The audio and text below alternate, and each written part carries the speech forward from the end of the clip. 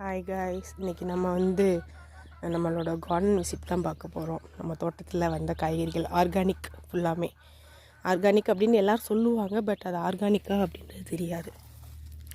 இது ஆர்கானிக் அப்படின்னா உங்களுக்கு பார்த்தாலே தெரியும். இந்த இலையெல்லாம் நாங்கள் இதுக்கு செயற்கை உரம் அப்படின்றது கொடுக்க மாட்டோம். இதுக்கு இப்போ பூச்சி தொல்லை அப்படி இருக்குது இலையில் அப்படின்னா சாம்பல் இருக்குல்ல, நம்ம அடுப்பு சாம்பல் இல்லாட்டி ஏதாச்சும் சாம்பல் அப்படின்னா நாங்கள் யூஸ் பண்ணுற சாம்பல் பாருங்கள், ஃபுல்லாமே இந்த மாட்டு எரு, மாட்டோட அந்த கழிவுகள் இருக்கும் இல்லையா, இது எல்லாமே நாங்கள் மாட்டுக்கு நைட்டு கொசு கடிக்கும் அப்படின்றதுக்காண்டி மூட்டம் போடுவோம். அப்போ அதோட கழிவுகள், அதோட கோமியம், அதோட சாணம் எல்லாமே ஒரு இடத்துல குமிச்சு வச்சு அந்த கோமியத்தை அந்த சாம்பலில் ஊற்றிடுவோம். ஊற்றிட்டு அந்த சாம்பலை செடிக்கு கீழே உரமாகவும் கொடுத்துக்குருவோம். அப்போ அதுக்கு தேவையான உரமும் கிடச்சிடும். மேலே தூவி விட்டோம் அப்படின்னா அதோட பூச்சி தாக்குதலும் அதுகளுக்கு இருக்காது. அதனால தான் அந்த சாம்பல் யூஸ் பண்ணுறோம். சாம்பல் அப்படின்னா எல்லாமே சாம்பல் தான். பட் நாங்கள் யூஸ் பண்ணுற மெத்தட் மாட்டு சாணமும் அதோட கோமியமும் கலந்து யூஸ் பண்ணுவோம்.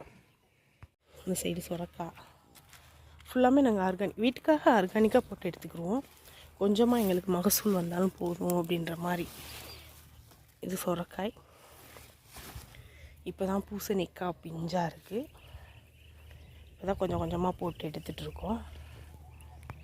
பாருங்கள், இது பூசணிக்காய் பிஞ்சு. பட் ஆனால் இது வெள்ளை பூசணிக்காயா சக்கரை பூசணிக்காயா அப்படின்னு இன்னும் தெரியலை. கொஞ்சம் பெருசானால் தான் தெரியும். இது தக்காளி. இது சும்மா நம்ம வீட்டில் யூஸ் பண்ணிட்டு கீழே போட்ட விதைகள்லேருந்து முளைச்சதான் அந்த தக்காளி. கண்டு முளைச்சிருந்துச்சு, அதை சும்மா நாங்கள் பிடிங்கி நட்டு விட்டோம். அதில் வந்த பழங்கள் தான் இது. இதுக்குமே இந்த சாம்பல் தான் போட்டிருப்போம். செயற்கை உரம் அப்படின்றது கொடுக்க மாட்டோம். அப்படி கொடுத்தோம் அப்படின்னா நமக்கு மகசூல் அதிகமாக இருக்கும். பட் அது நமக்கு ஹெல்த்தியாக இருக்காது அப்படின்றதுனால அதை யூஸ் பண்ண மாட்டோம். உங்களுக்கு பார்த்தாலே தெரியும், செடிகள் ஃபுல்லாமே இங்கே பாருங்கள். செயற்கை உரம் கொடுத்தோம் அப்படின்னா இந்த இப்படி இலைகள்லாம் இப்படி பூச்சி தாக்குதலுக்கு ஆகாது. இப்படி பூச்சி தாக்குதல் இருந்துச்சு அப்படின்னா அது ஒரிஜினாலிட்டி அப்படின்னு நம்ம தெரிஞ்சுக்கலாம்.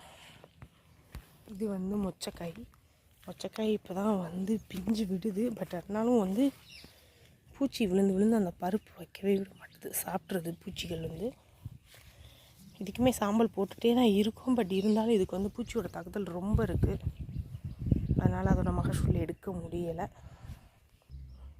இது வெள்ளரி. ஆனால் இன்னும் காய் வரலை, இப்போ தான் பூ பூத்துருக்கு. இது பாகற்காய். நாங்கள் போடுற விதை அதுவாக முளைச்சி காய் எடுத்துட்டோம். காய் எடுத்து சமைச்சிட்டாங்க அம்மா அதனால் காய் இல்லை. இது நாட்டு தக்காளி. இப்போ தான் பிஞ்சு விட்டுருக்கு. இன்னும் கொஞ்சம் நாள் ஆகும். ஃபுல்லாமே இது தரப்படலைங்க. நானும் நிறைய கார்டனுக்குள்ளே போட்டு பார்ப்பேன், எதை வரவே வராது. அதனால் இந்த டைம் நான் குப்பையில் போட்டுட்டேன். நாங்கள் மாட்டுச்சாணம் அதெல்லாம் ஒரு இடத்துல குமிச்சு வைப்போம். குமிச்சு வச்சு வயலுக்கு அள்ளிட்டு போகிறதுக்காண்டி குமிச்சு வச்சு சேவ் பண்ணி வச்சுருப்போம். அதில் குப்பையில் போட்டு விட்டேன். இதெல்லாம் நல்லா எக்ஸ்பெக்டே பண்ணலை. தேவையான புடலங்காய் நிறையவே காய்ச்சிருச்சு விதை போட்டதுக்கு. இதெல்லாமே ஆர்கானிக் அப்படின்னா நம்ம செயற்கை உரம் கொடுக்கவே மாட்டோம். இது ஃபுல் அண்ட் ஃபுல் இயற்கை உரம் தான். இப்போ குப்பையில் போட்டிருக்கேன் அப்படின்னா இது விதை போட்டதோடு சரி, தண்ணி மட்டும் ஊற்றி விடுவோம், அவ்வளோதான். தண்ணி ஊற்றி விட்டோன்னா தேவையான காய்கள் வந்துகிட்டே இருக்கும்.